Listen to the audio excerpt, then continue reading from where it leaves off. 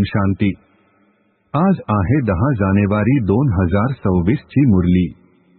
महावाक्य आहे, गोड मुलांनो, तुमची बाबांच्या आठवणीची यात्रा अतिशय गुप्त आहे।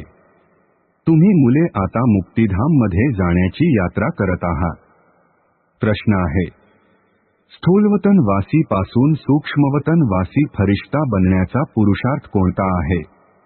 उत्तर आहे, सूक्ष्मवतन वासी फरिश्ता बनायचे असेल तर रुहानी सेवेमध्ये संपूर्ण शरीराला स्वाहा करा।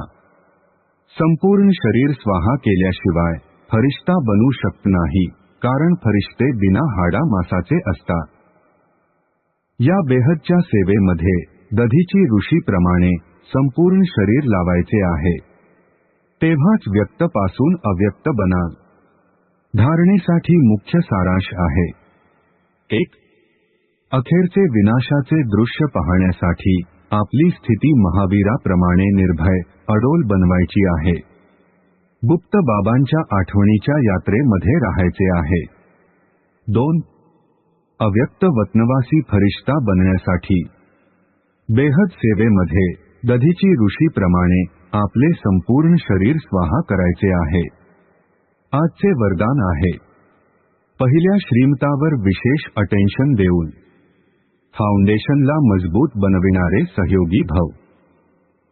स्पष्टीकरण आहे, बापदादांचे पहिल्या नंबरचे श्रीमत आहे की स्वतःला आत्मा समजून बाबांची आठवण करा। जर आत्म्याऐवजी स्वतःला साधारण शरीरधारी समजत असाल तर आठवण टिकू शकणार नाही।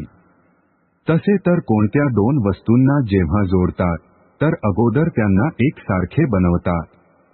अगदी तसेच आत्मा समजून आठवण कराल तर आठवण सहज होईल।